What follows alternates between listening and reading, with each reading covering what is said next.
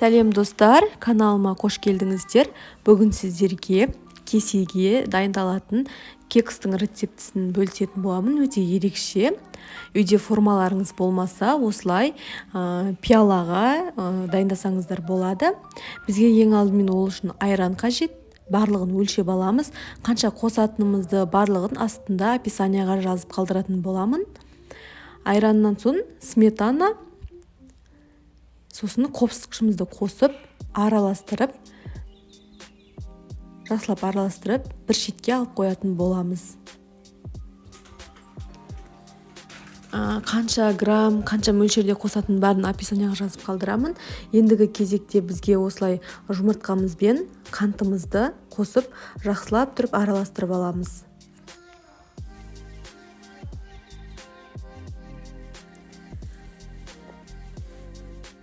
Миксермен араластырсаңыздар да болады. Осылай жай венчикпен араластырсаңыздар да болады. Мінеки араластырып алдық. Енді жаңағы айранымызға міне осылай реакция беріп тұр. Үшеуі айран, сметана, қопсытқыш. Енді соған бір кесе сұйық майымызды қосып, және де жұмыртқамызды қосып, жақсылап араластырып аламыз.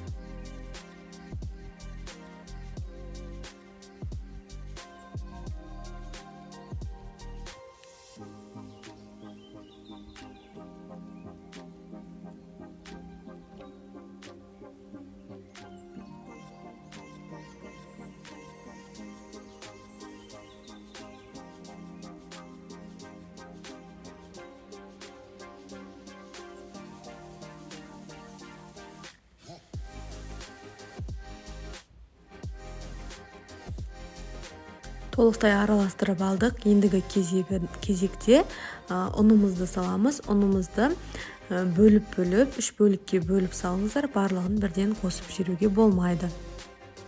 Және де өз қалауларыңызша ванилин салып, жақсылап араластырып аламыз.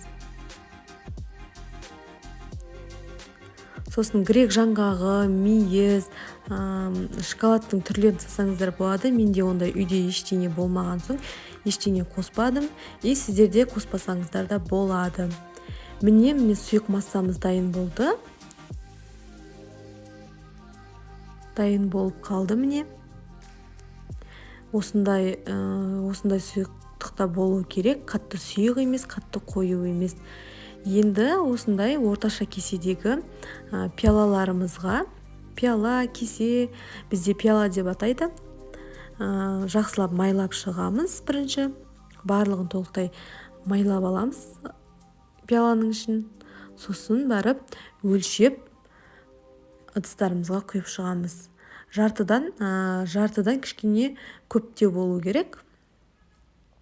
Және қыздар, пештеріңізді алдын ала қыздырмаңыздар. Бірінші осыны табамызға пиаланы салып, пештің ішіне салып болғаннан кейін 170-180 градуста пісіріп аласыздар. Алдын ала қыздырып дайындап қоймаңыздар.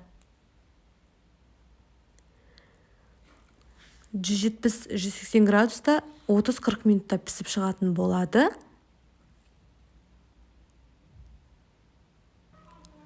Ыдысымызға ешқандай зақым келмейді, қорықпаңыздар.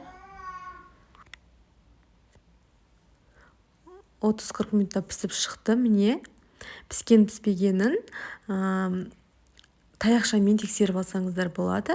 Сосын бетіне осылай қант ұнтағын әсемдік ретінде сеуіп қолдансаңыздар болады. Қыздар, міндетті түрде жасап көріңіздер. Өте дәмді, өте оңай. Үй-іштеріңізге, сәресіне, ауызашарға жасап берсеңіздер, міндетті түрде қуанатын болады. Видео ұнаса, рецепт ұнаса ма, лайк басып, каналыма тіркеліп, каналымның дамуына, өсуіне үлестеріңізді қоса кетіңіздер. Іші толықтай пісіп шығады. Міндетті түрде жасап көріңіз. Видеоның соңына дейін менімен болғандарыңызға рахмет. Сау болыңыздар.